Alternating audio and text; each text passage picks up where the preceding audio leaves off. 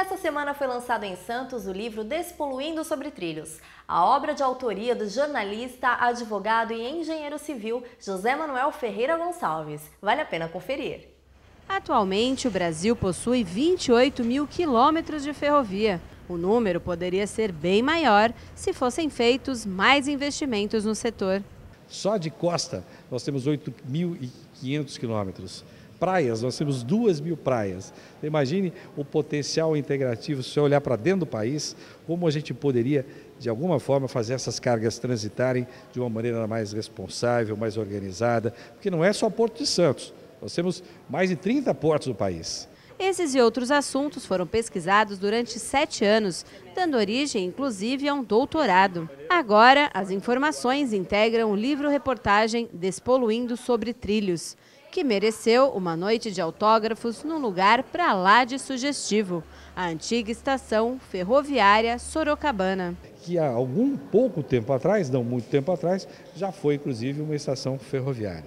E hoje é apenas, ainda felizmente, um espaço de cidadania, está muito bem aproveitado, mas lamentavelmente se abandonou uma atividade importante que seria a atividade ferroviária na região. É um espaço que teve uma importância fundamental em termos do desenvolvimento urbano e econômico de Santos, e histórico inclusive, e hoje tem uma utilização voltada à cidadania. Uma estação que eu cansei de pegar o trem aqui, que era Sorocabana, né, e nós deveríamos ter investido mais na questão dos trilhos. Não investimos, se privilegiou o transporte modal rodoviário em detrimento do ferroviário e hoje a gente colhe todo esse processo. A literatura trata do tema em diferentes aspectos. A questão ambiental é um dos focos.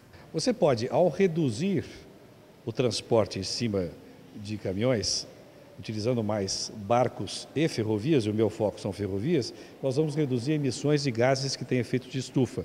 São os gases que aquecem o planeta, que aumentam a concentração na atmosfera desses gases, que acabam fazendo com que a temperatura média do planeta aumente, e aí nós temos extremos climáticos fundamentalmente preocupantes no mundo inteiro. Aumento, por exemplo, do nível médio dos mares, problema de derretimento das calotas polares e alterações também importantes na fauna e na flora, isso em praticamente todo o globo como um todo.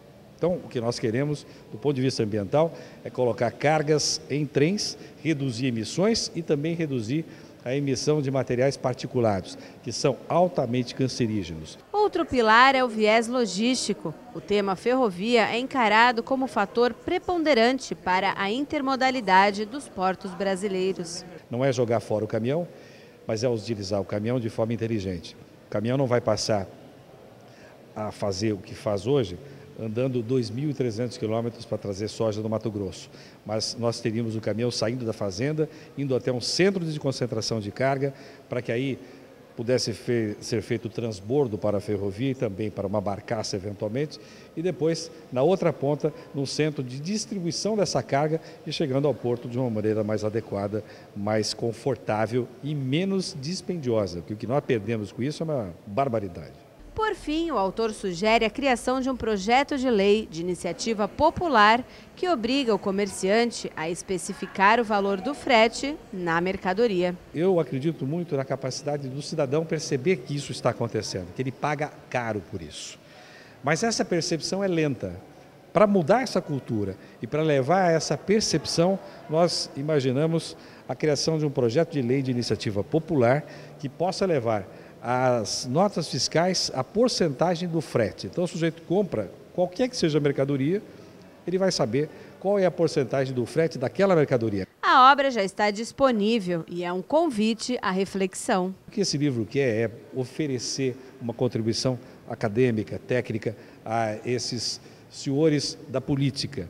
Por isso eu aproveito e conclamo vereadores, prefeitos, a sociedade civil de forma organizada, porque todos podem e devem participar desse esforço, que não é de um autor de um livro, que não quer ensinar nada a ninguém.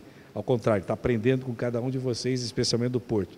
Mas é preciso que a gente ofereça a vocês uma contribuição sincera, acadêmica, séria, que vocês possam utilizar para, de alguma forma, falar, e eu tenho dito, e com licença a você, e um pouco de licença a você que está ouvindo, falar grosso. Mas não falar grosso porque quer falar grosso. Falar grosso para dizer, chega, esse tempo de bagunça acabou. A gente não pode mais conviver com isso. Santos está perdendo público, Guarujá está perdendo gente.